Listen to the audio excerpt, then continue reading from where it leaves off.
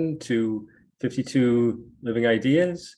Tonight we're continuing our discussion of the Bhagavad Gita. We will be covering Yogeshwar. Let's see.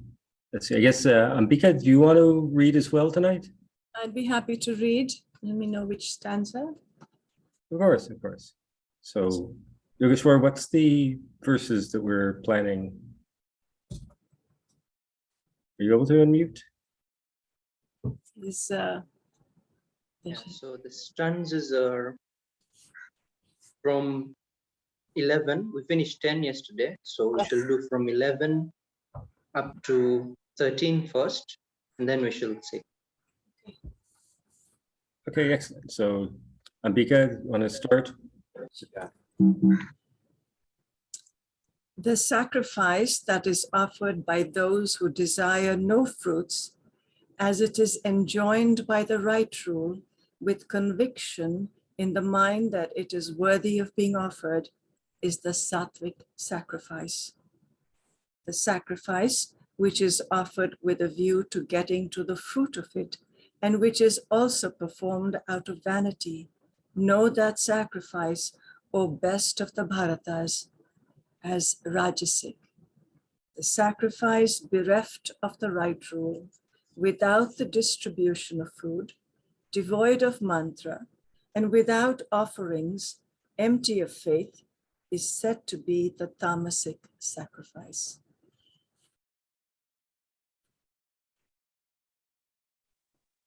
Excellent. Thank you very much, Ambika. I'll read my translation from the Bhagavad Gita Trust. Again, chapter 17, verse 11. The performance of sacrifice, which is executed according to the ordinance of the Vedic scriptures by those not hankering for fruit of rewards, with the firm conviction that it is a matter of one's duty to do, is in the nature of goodness. But understand, O Arjuna, that sacrifice which is executed motivated by fruitiveness, ostentatiously for material benefit, is in the nature of passion. Performance of sacrifice contrary to the ordinance of the Vedic scriptures without distribution of authorized and prescribed foodstuff, unaccompanied by recitations of the appropriate Vedic hymns, without charity to the holy ones, without any faith, is considered to be the nature of nescience. So, thanks very much. Now, Yogeshwar, please. Sure. Afalakankshibyagno vididrishto ya ijjate yashtavyame veti samadhaya sasa. Krishna is continuing to explain to Arjuna, what does that which is with Shraddha mean? And what does that which is without Shraddha mean? Yogeshwar, your Sure. audio is... And how do you see the characteristics of a person? Sorry? Your audio was playing, buzzing. Your network connection seems slow tonight, Yogeshwar, but we'll continue to see how it goes. Okay.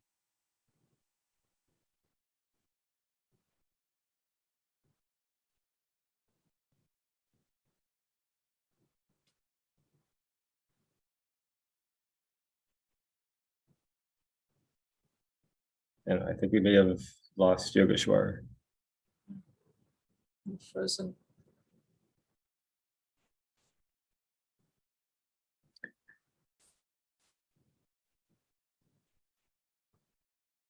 Okay, usually he comes back within a couple of minutes, so we'll give him time to see if that network connection.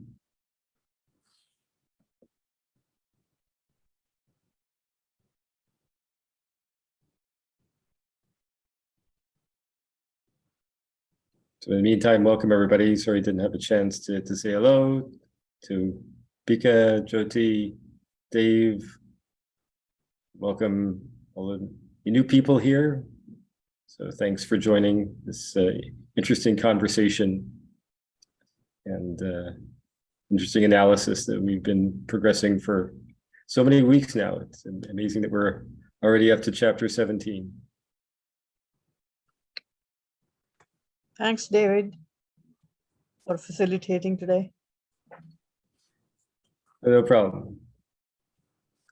Good learning experience.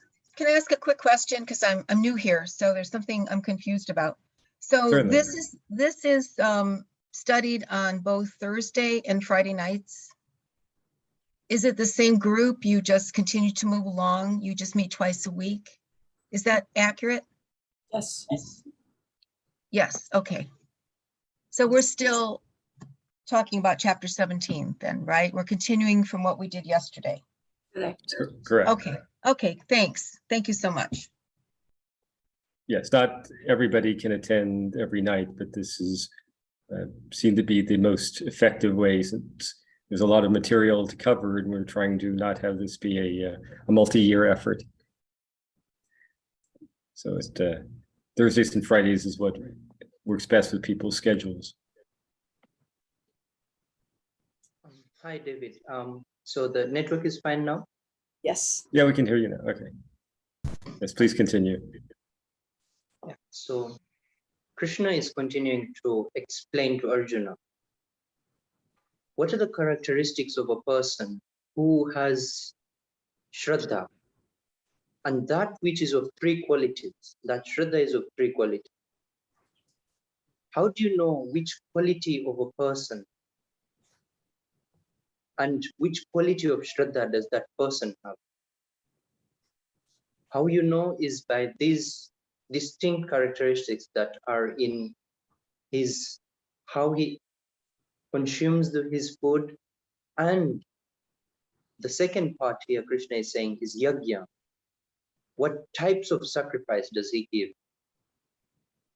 What does he have in the back of his mind while he's doing any type of sacrifice? This is important as well. Not just the sacrifices he is giving, because so many times the sacrifices that we give are on the face, they are good. That's why we give them. Good in the way that the society views them as good. Not necessarily that we view them as good, but then we do it because society is saying that it's good. We don't have that sight that is showing us that this is good and this is what is supposed to be done. So this is where Krishna is saying that what does the person who is doing the sacrifice understand? And by sacrifice here, you should understand that we offer sacrifices every day. They are in all our decisions. There are those decisions that we have to take whereby we have three alternatives and only one can be fulfilled, not all the three at the same time. Or even not all the three can be done. So we have to sacrifice something for the other.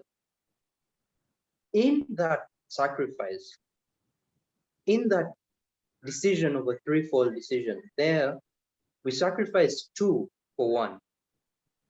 What we sacrifice has value.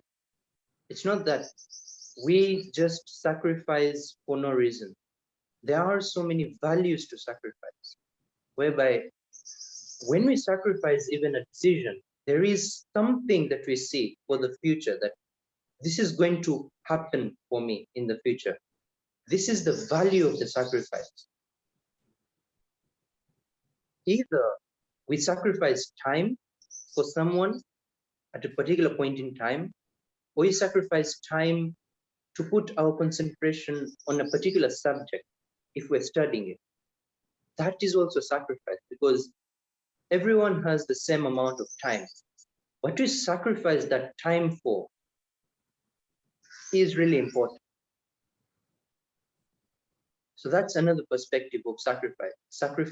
Sacrificing of time for a particular person or a particular subject, that maybe if you're studying, or even for a particular thing like work, what work you do. So you sacrifice yourself for that work. Krishna here is saying that afala kankshibhir yagyo vididrishtoya ijyate yashtavya meveti mana samadhaya satvika. What does satvika sacrifice mean? The first condition Krishna has put here is afala kankshibhir. The first condition he has put is not to the sacrifice, but to the one who is offering the sacrifice. How should that person be? That person should have at the back of his mind no attachment to the fruits. Afala kankshibhir. He should not have any attachment to the fruits. Not that that person doesn't see the fruits that may come of the sacrifice. Seeing something and getting attached to it are two different things.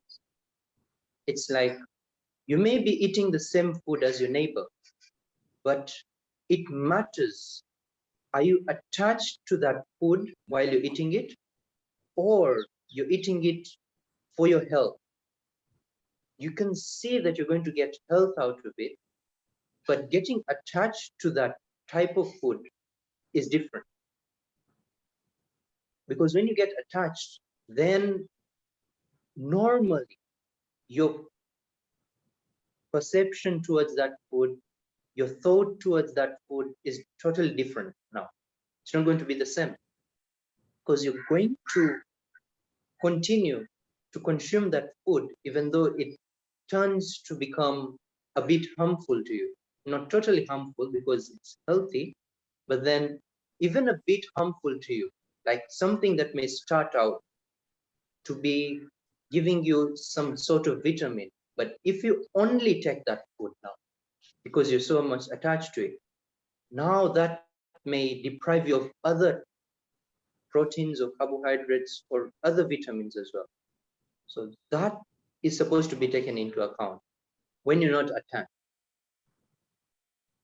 So the first condition is for the person who is performing the sacrifice. Afala kankshibhir vididrishtaha, meaning that that person should also be knowing what the yajna is and how it is supposed to be done. Now, how it's supposed to be done, not only on the face value of how it's supposed to be done, but the essence. Vidhi means what the yajna was meant for. So he is looking at the yajna, how it's supposed to be done, and what it's supposed to be done for, what the essence of the yajna is. When you know the essence of the yajna, you're able to keep it alive, generation to generation or yajna to yajna, sacrifice to sacrifice. You're able to keep the essence alive. If we forget the essence of anything you're doing, let it be in your life. If you forget the essence of that, then what happens over a long time? You may start out to do it well, but then since you've not held the essence at the core, then you'll deviate from the path. You may be doing it at face value, you may be doing it well at face value, but inside, you know that you don't know the essence, you're just doing it for the sake. And there, what happens is you deviate by a substantial amount from what the sacrifice is meant for. And then the other condition Krishna here is putting is yashtavyam eva iti manaha samadhaya sasatvika. You have to do it for the cause of the karma. This is how karma is looked at in Indian philosophy, is that karma should not be done just because it's useful to you. Karma should not be done just because of its use for the society. Karma should be done because it has intrinsic value. It has value to itself. Karma should be done understanding that value, understanding the essence and the value of the essence. When you understand that, you're not looking for something that benefits you, because that will become rajasic when you attach to the fruit. You may know the fruit that will come out of it, not attached to it. You do it because the karma has value. You see that value. That value may not necessarily be just for you or just for society. It may be for the larger good. Yeah? And that value is really hard to understand in a way that that value is for the core principle. Because that principle alive, that principle of life is alive. You do it for that reason. It's like you say sorry, but not for the reason that you're just doing it for society. That's how you interact. No, you're saying sorry for the reason that sorry is useful, as in you really feel sorry because you may have done something wrong to that person. When you understand the value of sorry, you don't say sorry because you should be accepted into society after you say sorry. No, it's a fruit, yes, but you don't say sorry for that. You say sorry because you're really sorry for doing something wrong about it. Or you're really sorry because you did wrong to a person. That is understanding the value, the essence of the word. And then when you say it, after understanding the essence of that word, for what it is, because you feel sorry, there Krishna is saying that you're doing it for the value of the karma. You're doing it for the value of what it holds on its own. Not because others put value to it, because it itself has value. When you understand that, then Krishna is saying that you are doing that yajna, which is sattvika yajna. Abhisandhayatu phalam dambhartham avichaivayat ijyate bharata shrestha tam yajnam vidhirajasam. Krishna now is pointing out that what does rajasic yajna mean? What does it mean that you are doing a type of rajasic yajna? Abhisandhayatu phalam. So whereas the first condition in Sattvika was afala kamshipir, that person should not be attached to the fruits. Krishna in Rajasic is saying that person is attached to the fruits. When you're attached to the fruit that you have taken to be that this is what I should get, maybe that's not the fruit that you will get out of that karma. What will happen after that? Because the karma itself holds essence, you are not looking for the essence. What you're looking for is something that benefits you. When you don't get that benefits you, you leave the karma alone. Like you don't take it as important because it doesn't benefit you as you looked at the karma. And when you did the karma, and some time after that, you didn't get the benefit that you expected. When the ego of I is at the middle and the expectation is the main thing from the karma, that expectation is as small as your ego. It can't be larger than your ego. And since you're attached to the fruit, at that point in time, that attachment is to the fruit rather than to the karma. when the attachment is to the fruit, you're not investing utmost energy. And by energy, I mean maybe physical energy, mental energy, even like your own self. You can't invest your own self into that karma. Rather, you'll split your energy between the karma and how you should be able to get the fruit out of this karma. Now your energies are divided. You can't invest your full energy into this particular karma. So Krishna here is saying that that is rajasic. You won't be able to do the karma for what it is meant for. Dambhartham api chaivaya. The second condition Krishna here is putting is, another thing is dambha, meaning that you are doing that yajna just because you want to put up a face in the society that I am good. That is dambha. You may not be, but then because you want to show someone else that I am good and I have a good reputation in society, or that I am capable of doing good, so people should see me as a good person. When that happens, your reputation is above everything for you.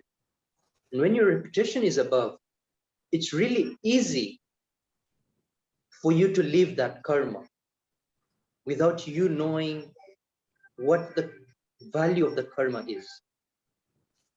When that happens, Krishna is saying that that is also rajas, because you're not thinking about the karma, rather you're thinking about your reputation more than what the karma holds. Ijyate bharata shrestha tam yagyam vidhi rajasa. When this happens, you should know that this type of yajna is a rajasic yajna. It's not what any sacrifice is meant for. Vidhihinam srishtannam mantrahinam adakshinam shraddha virahitam yajnam tamasam parichakshate. Now, Krishna here, the first point here is putting is, because we've looked at whereby you are not attached to the fruit and where you're attached to the fruit. Here, Krishna is saying that vidhihinam, whereby you are not even looking at the essence of what the karma is meant for. The essence is all out of the view. Here, what you are looking for is just the face value of the karma. That just satisfies you. Just the face value. What it feels like on top, doing the karma from on top. And when you forget that value, and in Rajasic, you know the value, but then you're doing it for the fruit of the value, not for the karma, the value of the karma itself. Now there you know, but then in Tamasic, you don't even know the value of the karma. You've totally forgotten the essence. And that happens in so many traditions and so many practices that come from long ages. When that happens, the value of the karma is lost. The essence of the karma is lost. And that becomes vidhihinam. However much you may know how to do that karma particularly, but if you're not able to get to what the karma takes you to, then you've forgotten the essence of the karma. Asrishtannam. Meaning that you don't even have the courtesy to do what that karma takes, or to do what that sacrifice takes. To take onto yourself that I can sacrifice this much in my life. You don't have that. Mantrahinam adakshinam. Meaning you won't even say the right things for the sacrifice to happen. your words do not match what the sacrifice is meant for. And this is all because you've forgotten the essence of the yajna. So everything just runs sideways. Your words run sideways, and what you do, your karma also runs sideways. And your mind is not fixed onto the karma. It's running all around. And then Krishna here is saying that Shraddha virahitam yajnam tamasam parichakshata. That person doesn't even have Shraddha. He doesn't even have that faith in that yajna that it can take me somewhere. He doesn't, because he doesn't know the value. What will he keep his Shraddha on? Because to know the value of a particular type of action or particular type of sacrifice, you must have at least experienced a bit of it. And when you don't experience even a little bit of it, you can't have that faith that it will take me somewhere. That faith is just lost.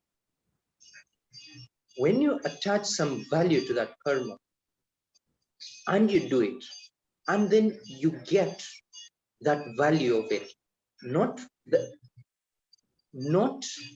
what you think you should get out of the karma, but the value of the karma itself. When that happens, then you know that this is something that I can keep my faith on.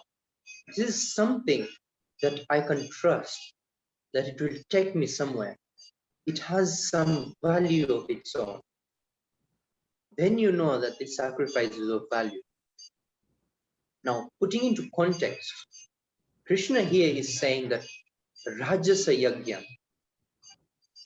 if you're always looking into the future, like Abhisandhaya Tupalam, then that type of sacrifice is Rajasi. When it's like you're doing something that is already dead, Vidhihinam, Asrishtannam, something is already dead, as in it has no value in its own self. So if you're doing that, which is just in the past and it's dead, it doesn't have any value right now, then that is tamasa. When you're doing something for what it is meant for, not in the future, not in the past, in the present as it is. And that present is the eternal now. It's like it's not only one moment right now, but if you live in the present moment to moment, then that present is eternal for its own value. When you're doing that, knowing the value of the karma and you're doing it, knowing the value of the sacrifice and you're doing it, then Krishna is saying that you are sattvika and the type of sacrifice you are offering is also sattvika. And sacrifice, we have to sacrifice so many things to get even something material. Then there are so many sacrifices you have to make of time, of intellect, of thought, that we have to give to the core of our being, to the center, and we have to sacrifice a lot at the peripheral. And when you understand what that sacrifice means, the value of that sacrifice for its own self, then you can get to the greater principle. Then you can get to the unmanifest that Krishna is trying to take us towards. Sacrificing what we have at the peripheral right now. When we know the value of it, then we're doing it with sattvic nature.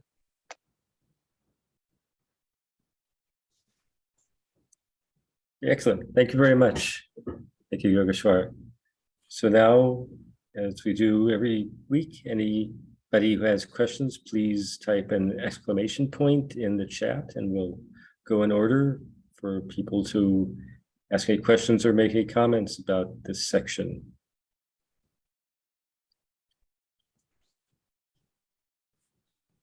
Anyone want to start? I actually had a question, Yogeshwar, which is in these three verses, it's all three of them are referring to sacrifice.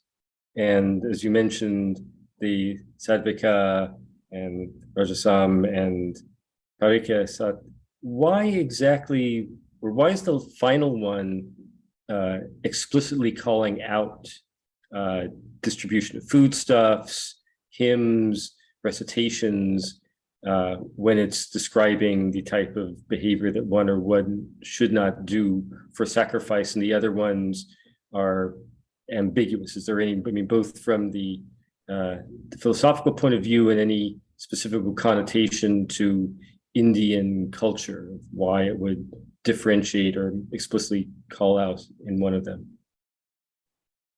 Yes, so this relates to the view of sacrifice, that whereby there is a yajna, and what yajna is meant for in India is that there is a fire which is most celebrated, yeah, and we have discussed what the fire means in India, and we can just imagine at the time that this was happening, fire was something that was with awe. Yeah? Like when you have something that can lit your life up, we have the sun that lights our light up during the daytime. And now we have something that can lit our life even at night. In a way, it gave utmost protection to people, like the fire itself. There is protection that it gives. And then there are also these qualities that fire has in approximation to the other, like earth or water or air. Like all of them go downwards, whereas fire, you lit it up and it always goes upwards. So it has all these different values to it, whereby you can see that anyone who is even looking at a fire is not just looking at the fire, but is looking at the qualities within, like going upwards always. Like in your journey, you're always going towards the greater good. In looking at that, and even the quality of that, a fire can lit as many fires, still it will remain as it is, rather than earth or water. If we distribute it, it becomes less and less from its source. Whereas fire doesn't become less from its source. It just continues increasing. That is what a sadhaka, that is what a person who is going on the path of path towards the core, towards the center experience. There's nothing that is being lost. Everything is just increasing as it goes towards the path. So when we look at the fire that is put in the middle and the sacrifices that are offered into the fire, so what it essentially means is that at that time, you're sacrificing whatever you can into that fire.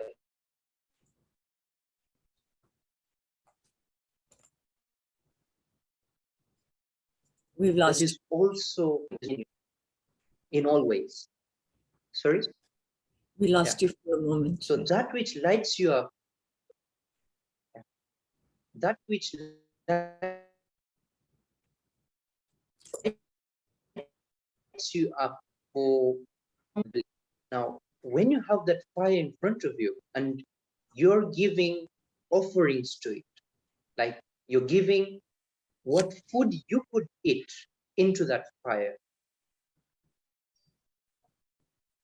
you're giving that ghee got from the curd, that ghee, you're giving it into the fire because ghee was very valuable. It was utmost valuable. Even right now, like ghee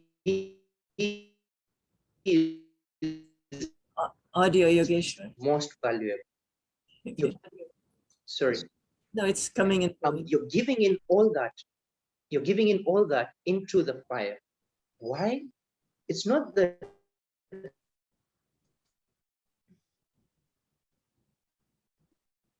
you have these things that you have physically that give you life. And what you're saying that I can also give those things up that are so much valuable to me. For that outside, then there is also a possibility that you can do it on the in the inside. That this is on the inside. So that's why Krishna here is saying that you're doing everything on the outside. Yeah, you're doing everything with the food. You're doing everything with the mantras, like you're saying the right mantras on the outside. But what you've essentially done is forgotten the essence of it.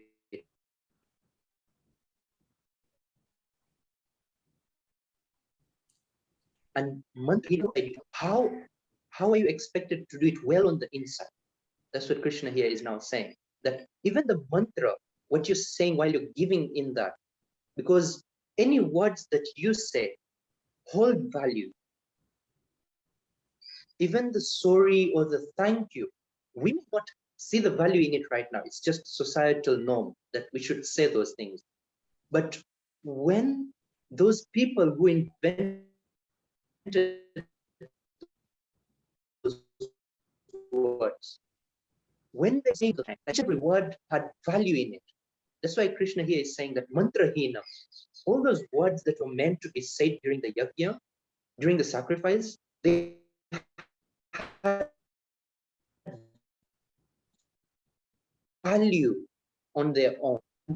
And even the words themselves are lost now. You see, there's one thing to say that the value of the word is lost, but it may be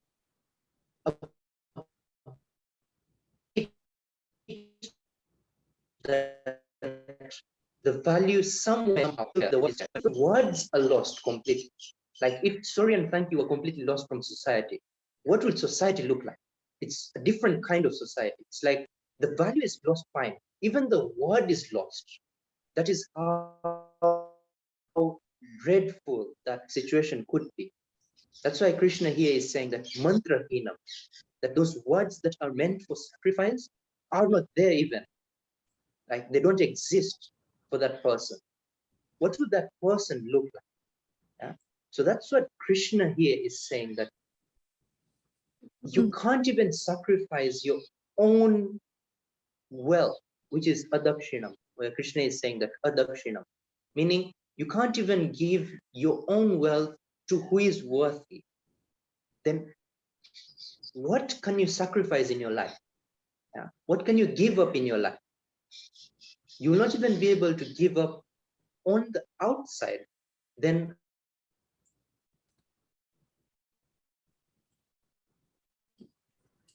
Lost you, Yogesh. how can we expect you to give up something that you held so much value? Maybe you hold so much value, but when you understand the truth, you can leave it aside. So Krishna is looking at all these different angles. Not just the word plus the value. And when we understand that even the word is gone, then we understand at what point he is, at what point he is looking at this, that if even the value is lost, even the word is lost, then how can value be maintained? So that's what I look at from this verse, whereby Krishna is saying that all these are important. They are really important, and we can see it in today's life as well. Like if some words are totally lost, then losing value is one thing, because value can come back if the words are still there. If the words are lost completely, then it is really difficult to get back the value of the word.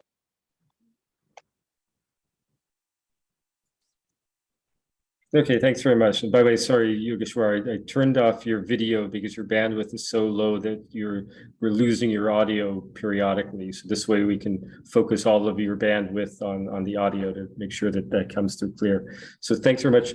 And George, you had a question? You can unmute.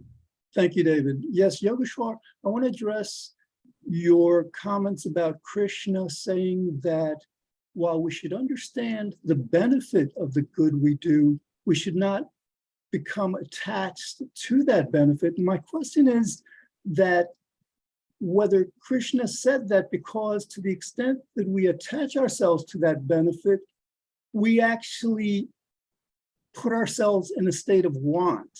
That, like, we have this benefit in mind, which makes us feel like, well, we're not whole. So my question is Krishna saying that, like, in addition to the focusing on the benefit, not distracting us from doing the good as a reason to not focus on it, is another reason that to the extent that we focus on the benefit, again, we lose sight of the wholeness that we have at each moment?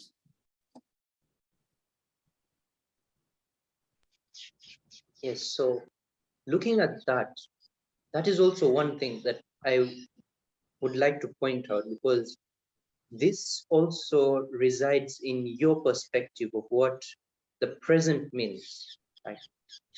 How much you value the present in respect to how much you value the future and how much you value the past only. So it's not that the past doesn't affect your present, or that you should not at all think about what value in terms of the future something may bring to you. It's not that you don't think about those things, but being in the present means that when you've got something like a type of karma or a type of sacrifice that you're supposed to do, don't attach yourself to the past or the future.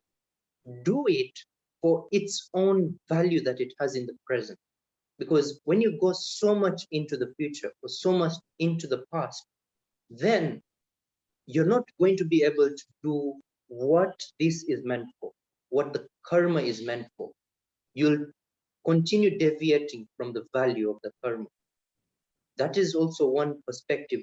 That's why I said that you could view these verses as like tamasic is for the past, the rajasic is for the future, and sattvic is for the present. Because you value the present that much, that you can do this type of sacrifice for what it is meant for, just right now in the present.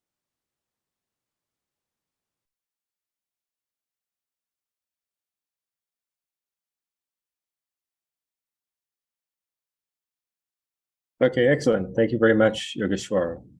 Are there any other questions or comments on these verses? Brian. Yeah. Oh, I have a question. I was struck when you said that concentration can be a sacrifice. And now after you said that more towards the beginning. By the end, I think I understood it because it's a part of the concentration is an essential part of the sacrifice. But the reason it struck me, and maybe you could clarify this for me, I was struck because I had always thought of concentration in the context of meditation being kind of an exercise where you're not really trying to achieve anything other than improving your ability to concentrate. So this, I somehow heard this now, and it makes sense to me. Maybe I don't understand it correctly, but it does make sense to me that yes, once you've developed that through the exercise of meditation, then you take that ability to meditate and to concentrate and bring it to your sacrifices. So to me, I have to say, now I have in my mind, and maybe this is not right, if it's not, please correct me, I have this concept of the meditation that involves concentration, this sacrifice that involves concentration, and then finally, looking back at some of the other chapters, the karma yoga, which I think also involves concentration. So I guess maybe I'm asking, is that understood correctly? And am I drawing appropriate distinctions between meditation, sacrifice, and karma yoga? Yes, so there's definitely a distinction between those three: meditation, sacrifice, and karma yoga.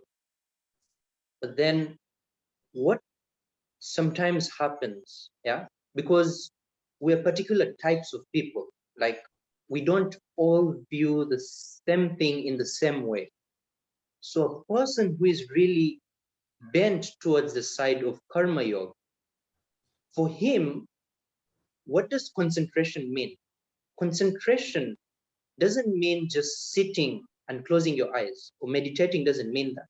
For him, meditation means, like a person like Arjuna, for him, meditation means that he is in the act of throwing the bow and arrow, like he's in that act. And in that point in time, like that example, Dronacharya asked his other shishyas, his other students, that look at that parrot that is seated on the tree. What do you see? So many others say that I can see you, I can see the tree, I can see the parrot. But when it came to Arjuna, for him who is a person of karma yoga, how he'll view meditation is that I am meditating upon that eye of the parrot. Like I don't see anything else apart from the eye of the parrot. And if you can see the meditative steps that Krishna has reached just using karma yoga, then you can understand that this being different is one thing, yes, but you can also reach the goal of one using the other. You can also reach the goal of meditation using karma yoga. And when you're in that state of meditation, then your concentration is at the full. Like you are nowhere else. You're just where your concentration is. That's it, nowhere else. And that is valuable for anything. Like if you can concentrate on one thing for a long period of time, then you get the essence of what that means. You can dive deeper into that one action rather than just spreading your concentration over. And when you just spread your concentration over, what happens is you miss the values that are hidden deep down in the ocean, the gems that are deep down in the ocean. What you get are just the waves that the ocean gives.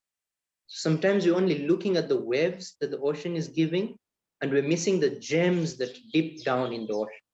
So that's what concentration does for you. So you can put concentration in the context of karma yoga, meditation, and sacrifice, but then you can also put them separately. Like karma yoga is separate as a way of attaining it, then meditation is different from that, totally different. Thank you. Okay, great. Thank you very much, Yogeshwar. And Sebastian, you have a question. Yes. So it's a quick question, I think. So what I'm understanding is that we all in ourselves we all know what the good is. We all know the direction of the better good. But how do we know that that's the right path? Do you know what I'm saying? You know, we all know how to get there. We all know the obstructions in our life, but what is the end result? And how do we know that end result is what everyone wants? So one thing to note here is that we all know what good is. What deviates us from the good are our attachments to different material things. Attachment to some sense objects, or attachment towards something that is around us in our lives. So that attachment is what deviates us from the good. We know essentially what good is. but then we'll make up all these excuses that this is more important than that, and this is more important than that, because our attachments are flowing through those directions. When our attachments stop flowing towards those directions, our normal way of living will be just towards the good. Now, your question about how do we know that that is what everyone is looking for in their life? One thing is that if we have known that these attachments are distracting us, if we have known that through experience that this is distracting us, then first of all, removing those distractions is one thing. And that's easier said than done. Like, it's not easy to do, like removing those distractions, first of all. So removing those distractions, we are able to be pulled by the good as it is, like pulled by the karma that is in our nature. Because Krishna here also says that yashtavyam eveti mana, like you do it because it is the right thing to do. It's not that you're attached to the future, like to what it will give you, to the benefit, or it's not that you're doing it because it's a habit for you to do it. You're doing it because it's your nature to do it.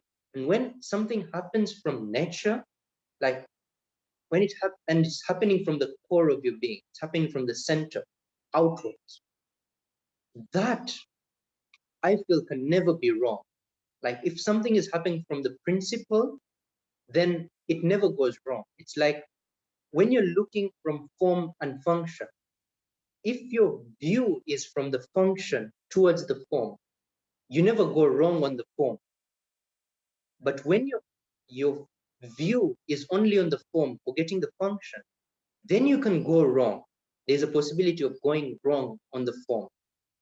Rather, when you're focused on the function of what it is meant for, what the form is meant for, then whatever type of form you make out, because it has the function, it's always right.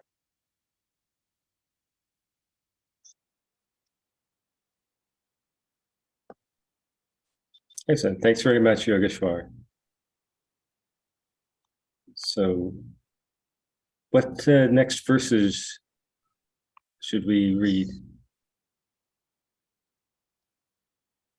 So the next verses will be from 14, because it's all talking about tapaha, and all through 19, 14 to 19.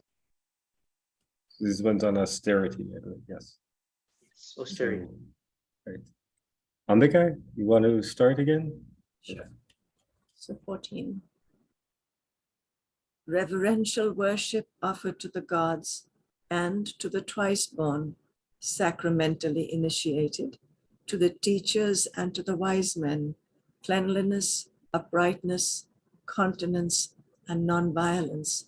This is said to be the bodily ascesis.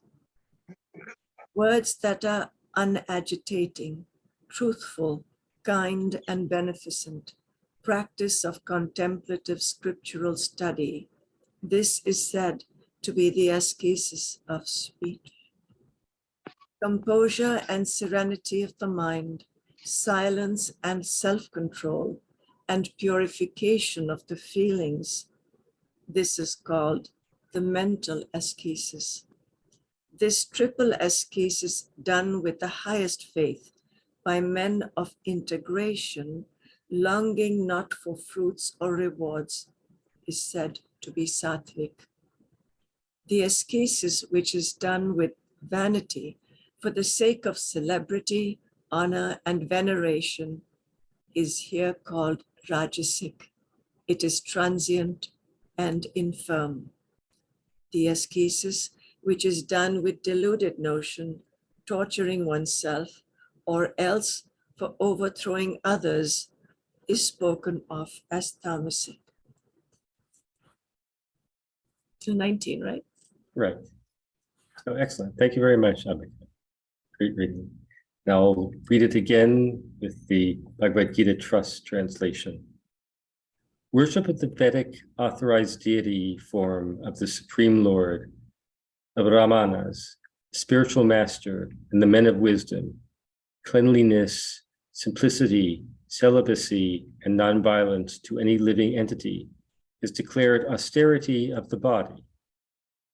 Truthful speech, which is inoffensive to others, pleasing, and beneficial, as well as regular recitation of the Vedic scriptures, is declared austerity of speech. Serenity of thought, compassion, gravity, self-control, purity of purpose, all these are declared austerity of the mind. These three kinds of austerities, when practiced without hankering for fruitive rewards by devout persons of ardent faith, is designated as being in the nature of goodness.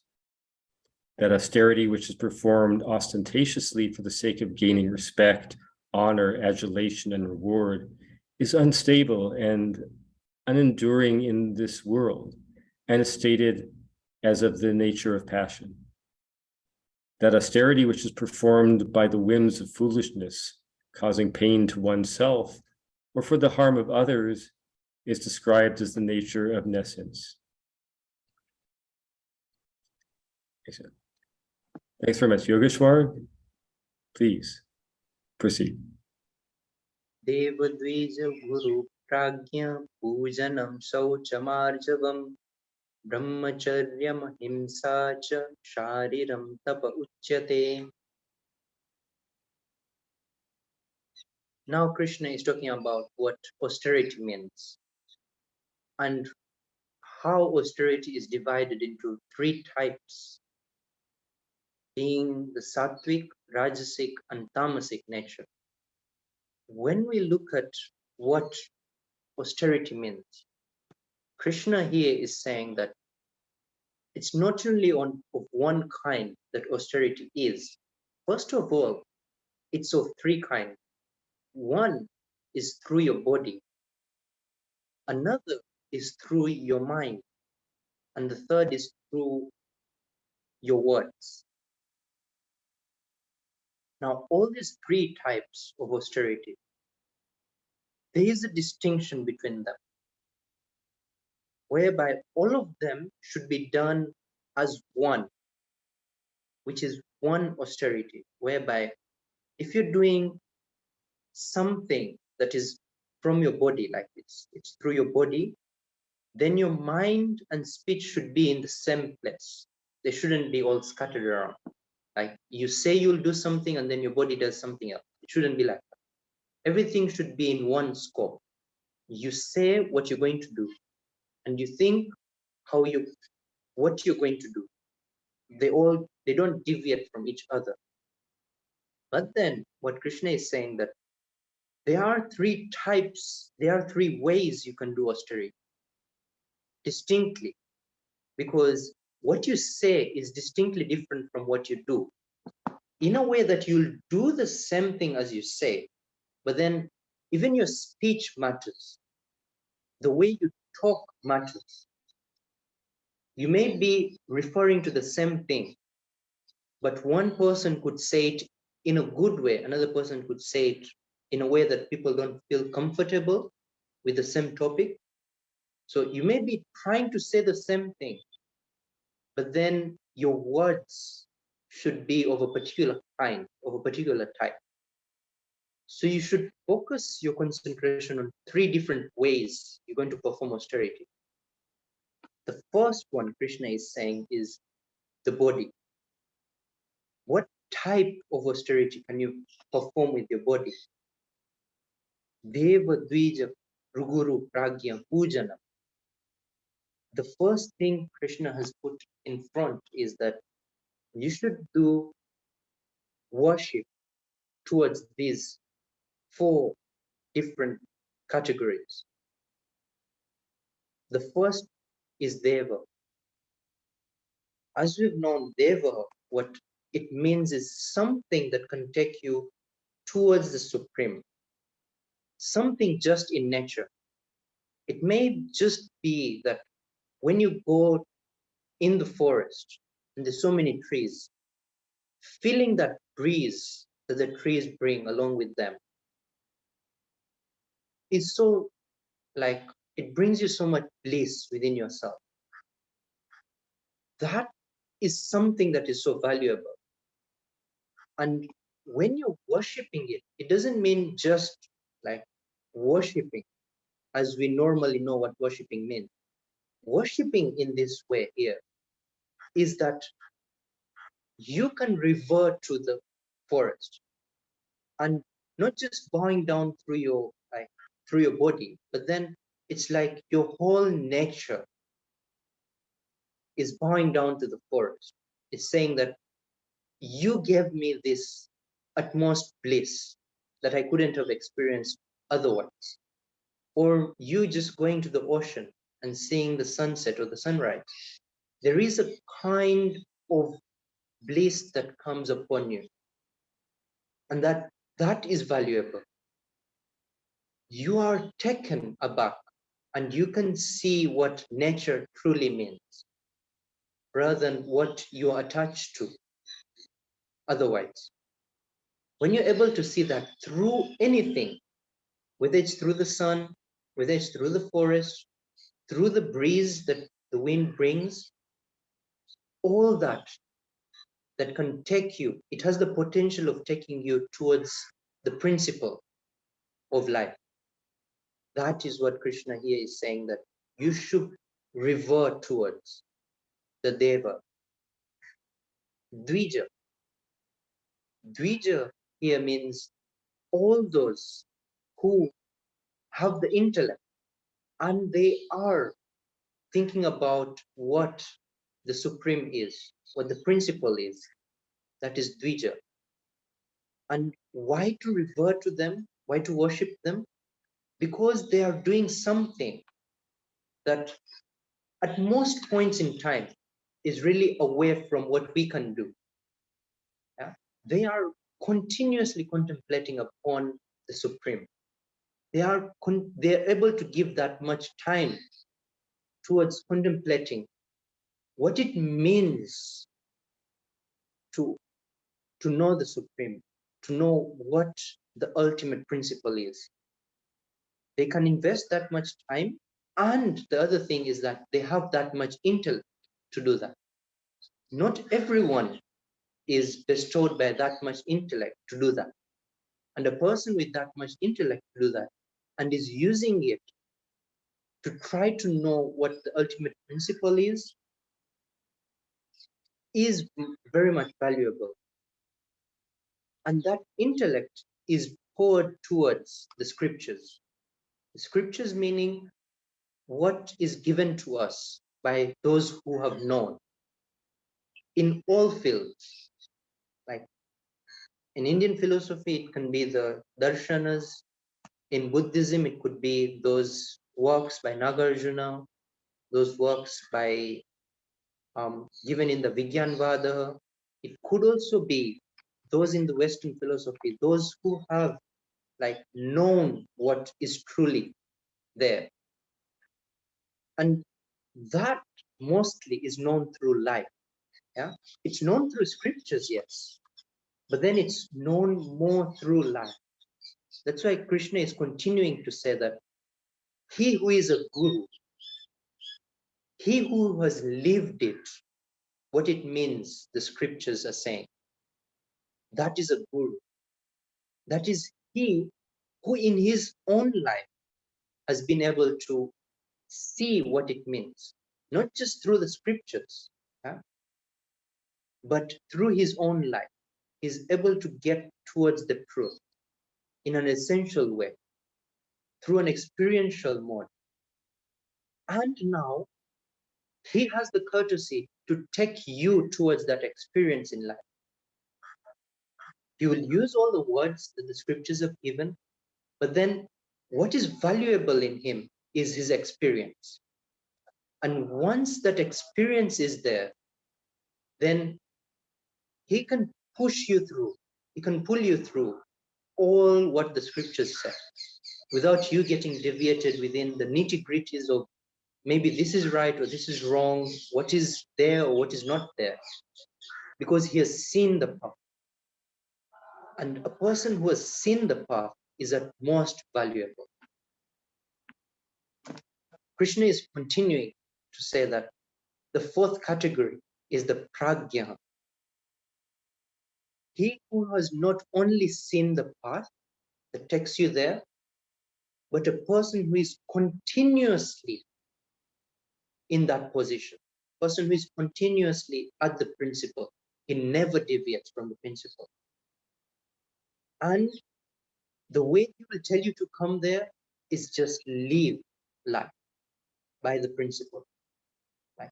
That's the only way you reach there. It's like he is seated there continuously, and what he only does is his presence. And here, Krishna himself is a pragya. What I would like to think about the Gita is the words had their essence because they were Krishna's words. It had the essence of what Krishna was saying.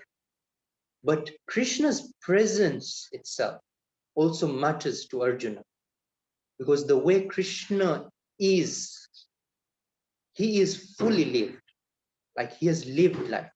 And he himself is seated at the core, at the principle. When he is at the presence, when Arjuna is at the presence of Krishna, there is another type of life that is taking place. It's not like being in the presence of anybody else. It's a different type of presence that you are in. So Krishna himself is conveying more towards Arjuna than just his words are conveying. Because sometimes what happens is we can say the words and the essence is not there. So that those situations we know. But then what Krishna is doing is giving the words, giving the essence of the words as well, but then pouring his life as well towards Arjuna. He's pouring the principle onto Arjuna. And when such a person is saying anything to you, or just you being in the presence of that person, changes your life.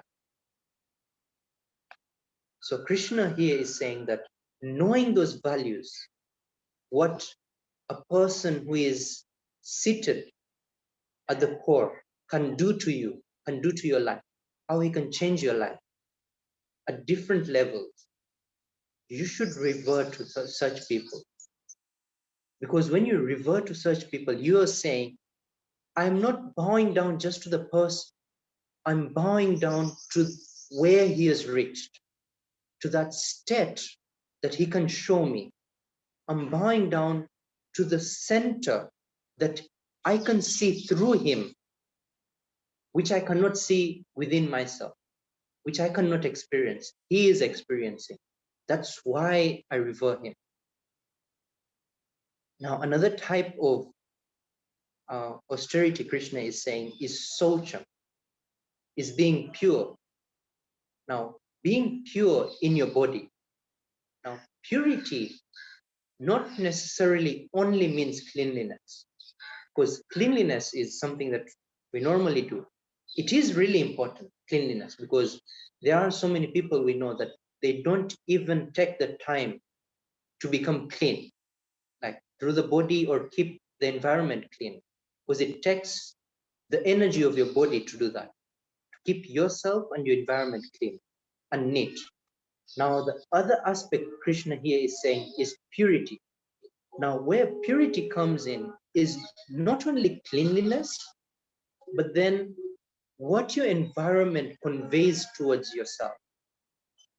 Like, for example, there may be a bar or a pub that is really clean, like it's kept so clean. But when you go into the bar, there are different types of thoughts that you're going to have. It's not the same types of thoughts that you're going to have in the presence of such a person like Krishna. Totally different types of thoughts and different types of emotions that you're going to have. So something may be clean, but even towards your body, is it pure? Does it give you something that is pure? So keeping that around you, keeping such a state of being, it takes the energy of your body. And it takes that tapa, because it will, when it takes your energy, it also takes towards you. What does tapa mean here? Yeah? Tapa here essentially means something whereby it brings up a fire within you, it brings up a friction within you. Yeah? Keeping something clean and neat and pure at the same time. There is a friction that you have to go through with your body. It doesn't come at no cost. It comes at a cost. So that friction that it brings, that should I do it, should I not do it, or how ugly something is looking and I have to make it neat, that has some friction with your body. That is what Krishna here is saying is tapa, because essentially, like the word tapas itself, tapa means heat in Sanskrit. So something that is creating that friction, something that is creating that heat out of your body, where you need to put your energy, the energy of your body, Krishna is saying is socha. And then Krishna is saying arjava. Being straight is also something that your body has to do. Not straight physically, like keeping your spine straight or something like that. Arjavam here, in essence, means being straight throughout. You know, it takes utmost energy of your body to be straight with your mind, your words, and your body. Being straight throughout all those three takes so much energy of your body, because what you have said, you have to do it now. So that's the energy of your body being used. It's the friction of your body that is going to bring out the straightness of yourself. Brahmacharyam and ahimsa. Brahmacharyam here, the words themselves, Brahmacharyam, meaning that you are going on the path. Charya meaning you are doing something. Yeah? You are doing some kriya, you're doing some karma. And Brahma meaning towards the principle. So you're doing some action towards the principle of life. That is Brahmacharya. Now, what Brahmacharya means here is that you going towards the principle of life won't only take your mind or won't only take your words. It will take your body to do it. Brahmacharya. And when it takes your body to do it, there will always be some friction created in your body, some tapas created in your body. That tapas, in essence, is what Krishna is saying Brahmacharya is. Now, another aspect of Brahmacharya that is normally put into the word Brahmacharya is in relation to your virya, in relation to abstaining from such activities that allow your virya to get out of your body. Now, that also has its own essence, whereby in yoga tradition, if you want the kundalini to go up from the base of your spine towards the top of your spine, even beyond, towards the Agya chakra, what you need to do is allow energies not to flow downwards, but to flow upwards. And whenever we have such thoughts, our energies are mostly flowing downwards. And when we realize that, you realize what the essence of Brahmacharya means. That you are able to get to the principle upwards. And that's what also fire symbolizes, because you can go upwards in your journey towards the Brahman. Ahimsa. Ahimsa meaning not trying to get into harm of any other person, any other living being. And when you harm any other living being, you also see that there is a kind of tamas that should be in you for you to harm somebody else. Because when you're harming somebody else, What you're saying is that I do not care what type of emotions you are having when I'm harming you. I do not care the type of thoughts that you're having when I'm harming you. And when you're harming somebody, this is a given that you don't care about their thoughts. You may think that you do care about their thoughts, but what essentially is at that time, your intellect is covered. There's a veil that is put on your intellect. You don't see the type of emotions he's going through. That's when you can harm the other person. So Krishna is saying what ahimsa is a type of sharirik tapa. It's a type of bodily austerity. Those are the kinds of bodily austerity that Krishna is talking about. Going into the austerity that Krishna is saying that contains the words Anudvegakaram Vakyam Satyam Priya Hitam Chaya. Now, this is a definition of what truth is. Even in Indian tradition, there's so many Shubhashitas. Now, Shubhashitas mean a way of living life that is conveyed through stories and is conveyed through verses. Now, there's so many Shubhashitas that say what the truth is. And Krishna has put all that into one verse. That what does the truth mean? Something that you're saying that is the truth. What should it convey?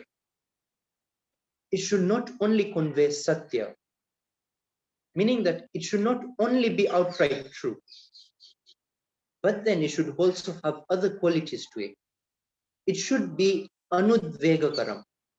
It should not be that it's harming somebody else in any way, harming their emotions, harming their love, harming them in any way, because even words harm. And how Indian philosophy sees it is that words even harm more than anything that you can do with the body. Because something that you will do with the body, maybe it harms you right now, you have the pain, and the pain will go away. But something that you harm with your words, that person will remember that harm through a long period of time. Like he won't be able to forget that harm, because that harm goes deep within his mind. So that truth should be anudvegakaram. It should be priya. Yeah? It should be priya, meaning not just it should not harm somebody else, but it should also be loving towards somebody else. And it should also be hitam, meaning it should be looking at their good as well. Now, that is where in Indian philosophy, what comes in is when somebody is not yet able to get something that is intellectually true, you shouldn't convey it to him. You should only convey to a person something that is intellectually true when he can understand it. So it's like teaching a kid, starting to teach a kid what the ultimate truth is.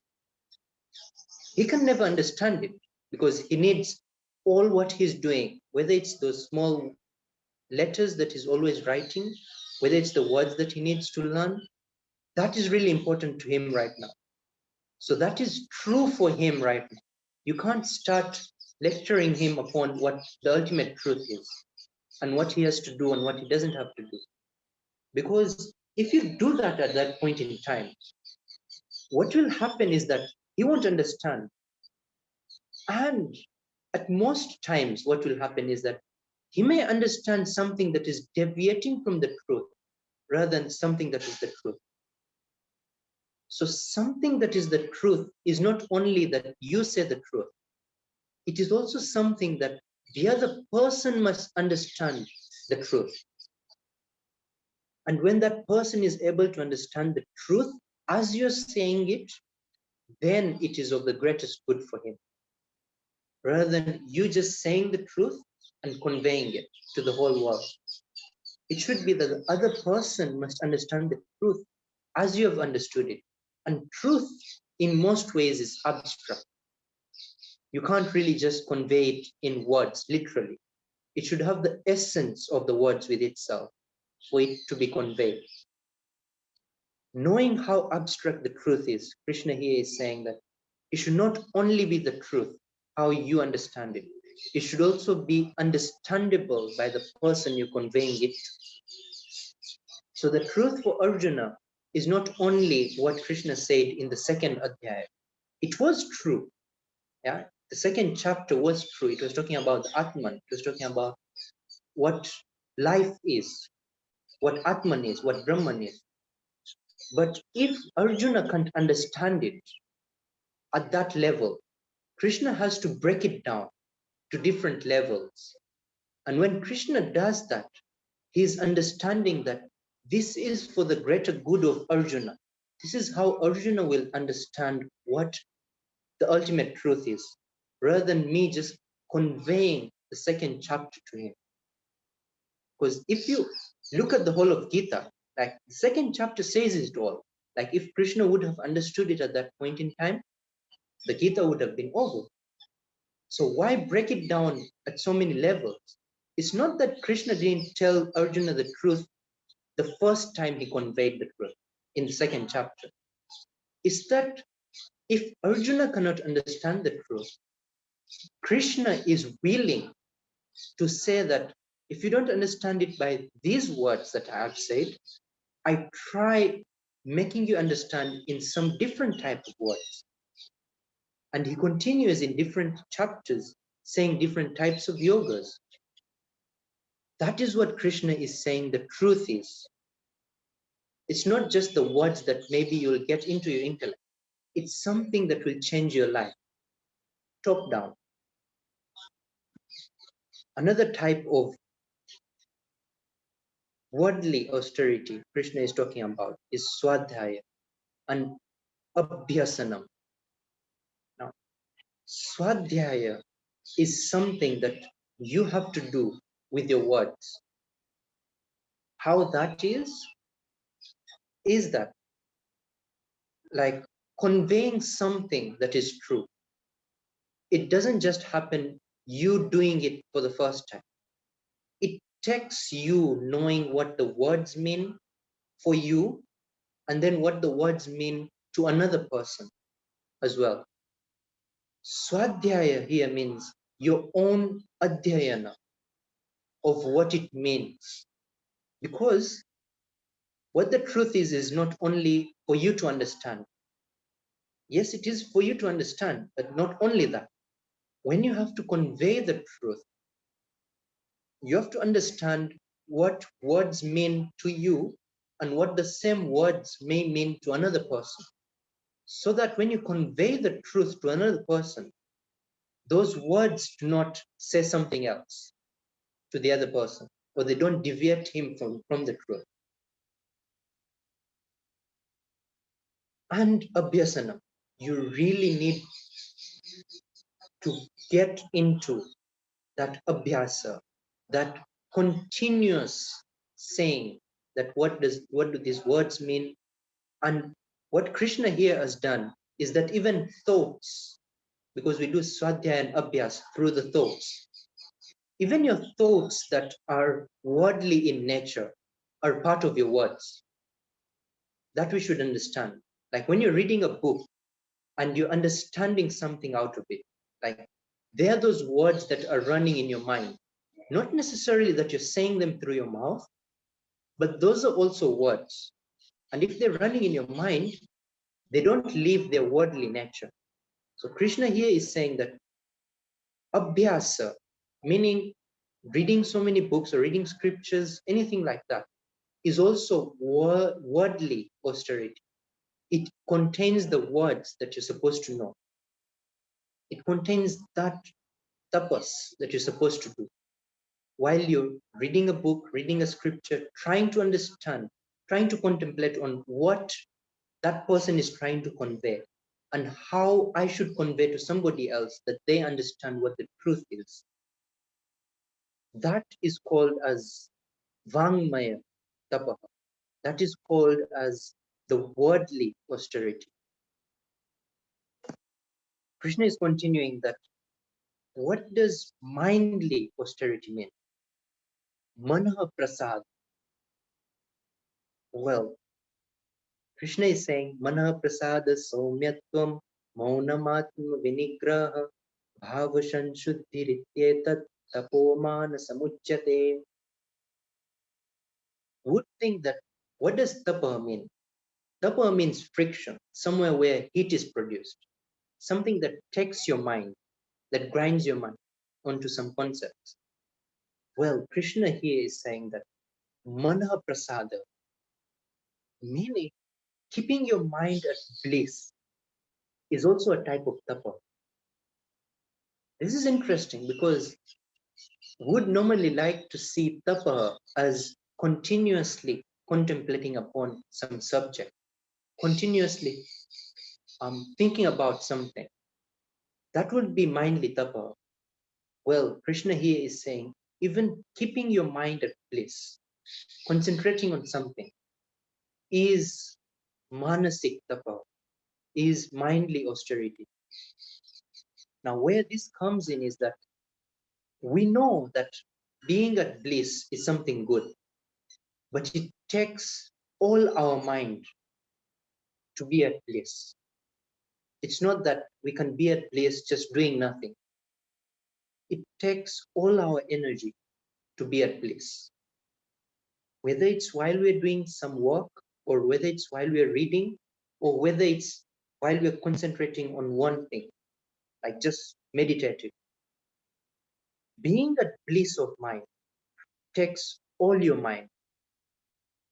It is a kind of tapa that normally would like to deviate from. And we normally deviate from it. Like, it's really easy to think about something continuously rather than meditate. For us, it's really easy because our mind is always jumping all around. So when Krishna says that mana prasada, meaning that the peace of mind, that bliss that you get in your mind, is really a type of tapa, you understand that it's about all the energy that you will need to keep your mind at bliss rather than it moving all around. Saumyatvam, being smooth, being mrudu, being soft in your mind as well. Because we can think about a person who is soft, and his softness doesn't come from his body or his speech. His softness comes from his mind. He's that kind of person that is soft. He's that kind of person who, when interacting with anybody, whether it's through his speech or his body, he will always be soft. He's soft, as in he understands what other people's emotions are. That's why he's soft. He understands what his own emotions are. That's why he's soft. And that softness is a kind of tapa. There is a Subhashita that says that there are so many people who can be like Bhima. And Bhima was like one of the Pandavas. He was a brother of Arjuna who was fierce. And he could do things like fiercely. So the saying goes that there are so many people who can be like Bhima, who can be fierce. But show me one person who can be like Yudhishthira. So Yudhishthira was the eldest brother of the Pandavas. He was even elder than Arjuna. But he was so soft. And we can think that being soft is really easy in this world, but think about it. Is it really that easy to be soft? If it was that easy, I would have also been soft. Yeah? So being soumya, being mridu, is also a quality of your mind. It is a tapa of your mind. It's not that easy to do. Maunam, atma vinigraha. Well, would think that mauna, which means staying quiet, is an essence of speech. Yeah? It will be a tapa of speech. It will be an austerity of speech. Well, Krishna here is saying that it's not an austerity of speech. Rather, it's the kind of austerity that comes from your mind. You may just be quiet using your words, but it matters when you're quiet in your mind. When you're quiet in your mind, when there's the mona that has come into your mind, into your whole body. Because when you are mona is when you can get the omkar that the whole world is reverberating with. You can listen to those types of sounds that have never been listened to by you, because you're always wanting to have some sense objects, something that triggers your ears for you to listen. So when you can be quiet in your mind, you can listen to all these different kinds of sounds that you may have never heard about. Even the sounds of birds, it's really blissful to listen to. But how can you listen to them when you have no thoughts in your mind? When you have no any other sounds that are taking your attention? When you are mona is when you can listen to something as beautiful as that as well. Atma vinigraha, meaning the nigraha of antakara, whereby you can keep your mind, your intellect at one point. You can pay as much attention as you could at any point in time. And then Krishna is saying, Bhava Sanshuddhi. This is a really important thing, like Bhava Sanshuddhi, meaning that you should be emotionally clean. We think about being outwardly clean, like through our body. We also think about being clean in our words, like we should say those words that matter to people and they should not harm them. That's also fine. But being clean in your emotions, that is another step. That is a step inner. You may not be causing harm to another person through your body, but are you causing them harm just by thinking bad about them? That's also one thing. So you should be clean in your emotions. And what happens when you become clean in your emotions? When you have love towards everyone in your emotions? What happens at that time is that you also become emotionally intelligent. Well, we try to become intelligent in all ways. We try to become intelligent in our mind, in our intellect, the way we think. But there's also a way of becoming intelligent emotionally. When you're emotionally intelligent, when somebody is angry, you don't just become angry at them because you have Bhava Sanshuddhi. You have cleaned your emotions. You can love someone who even is angry at you. That is Bhava Sanshuddhi. You can always be loving towards everything. And when that happens, Krishna is saying, Ityetat tapo manasamuchyate. These are the kinds of austerity that Krishna is saying relate to the mind. And when your mind, which is the antakaran, which are your capabilities of thinking, of intellect, of emotion, all those are at par, then you understand that what it means to be having austerity of mind as well. Because we normally think of austerity as bodily, like doing something through your body is austerity. But Krishna, making these categories, is showing us that there's so many ways of performing austerity, not only through your body and not only through your speech, but also with your mind.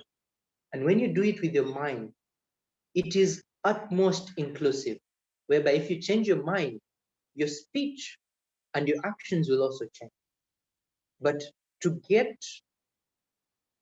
a feel of what it feels at the level of the body, at the level of the speech, and the level of the mind, Krishna has shown these three different ways of performing austerity.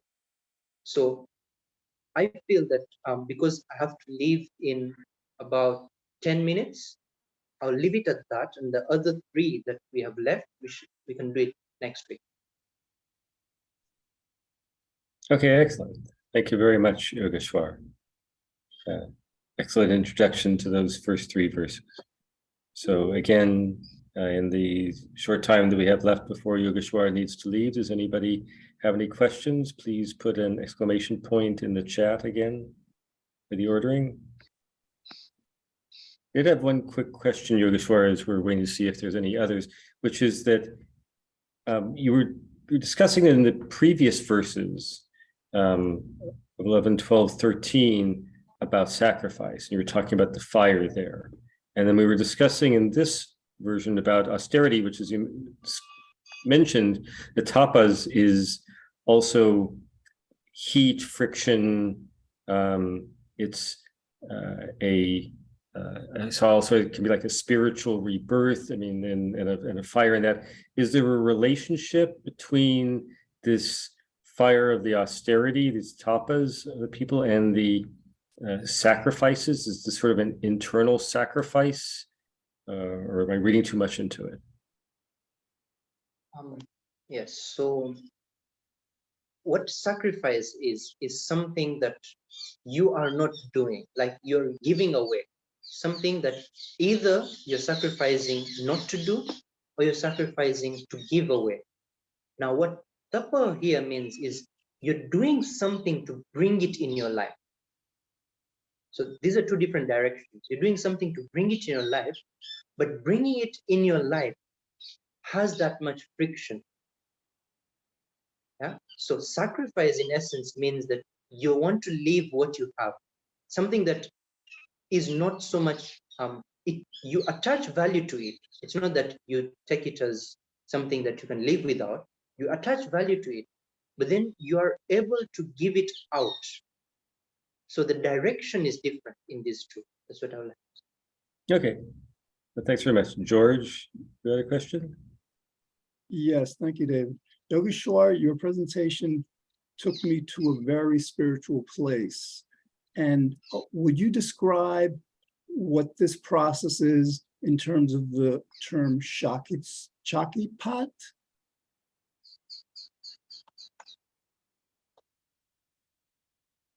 I didn't really get the term that you used last. Shaktipat, S-H-A-T, S-H-A-K, but it's just this idea that, like, you are imparting spirituality to us, spiritual energy and all. And so, like, Shaktipat just describes this process of how you were mentioning earlier tonight, how Krishna imparts, this knowledge and wisdom and life force to others. That my understanding, I think it's a Sanskrit word, but yes, the word is Shaktipat. Shaktipat. Okay, so I, for one, because you asked me that how I convey this information, it's just that for me, it is about knowing what it is. And if I've known, maybe I've not reached the end, like I know there's still a lot remaining in my whole life to get to. So I have not yet reached there. But what I am trying to do is that at least as much as I have, I can convey to other people as they would understand, as they would also try to get to the path of the truth. That is all I'm doing here. It's not because I'm not really, I don't really know that path of Shaktipat. Okay, thanks very much, Yogeshwar. And Brian had a question?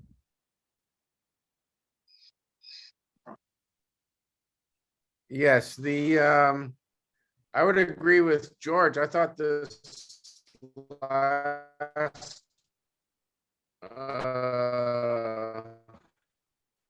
discussion on the Brian, we can't, your austerities was really impactful for me.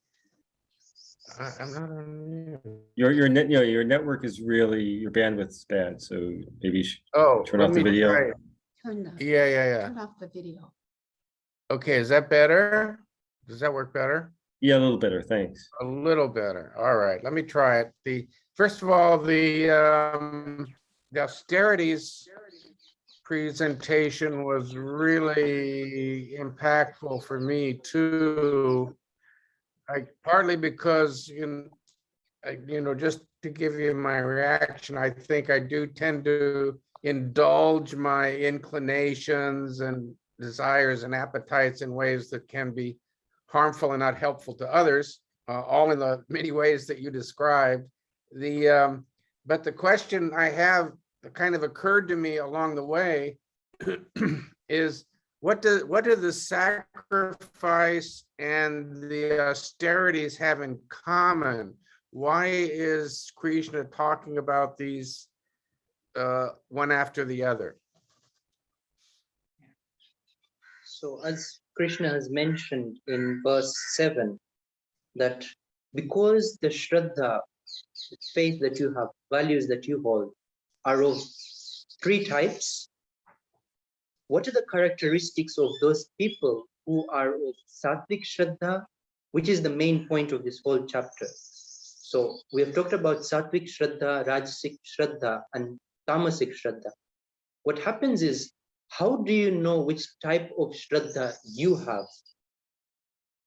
And how do you understand what type of actions you should perform if you have a particular type of Shraddha? So Krishna is explaining the characteristics that would be outwardly shown by a person who has Sattvic type of Shraddha, because Shraddha is something that you can't really get to. It's something that is abstract. It's something that is within a person. It's something that that person holds within himself. It doesn't show outside. So Krishna is explaining the characteristics of the values and the characteristics of such a person that would be shown outwardly. Well, it will have that impact that you can't really show it outward, so it will have an in-between whereby there's an inside and outside to it. But the most you can show it outside is what Krishna is saying, that I will show it to you in 4 ways. One is the type of food he eats. Another is the sacrifices he makes. Another is the austerity that he does. And the last one would be the type of charity that he does. Thank you. If I may, I have one other, just to share an observation, that it strikes me that in most of these, and I'm just trying to bring the understandings that I think I've developed from the previous chapters, I'm seeing a lot of bhakti yoga in these, in the sacrifice, in the austerity. I don't see it so much in the first, and of course in the charity as well. I think that the bhakti is really ringing through for me, the devotion to the ultimate or to others is something that is really coming through.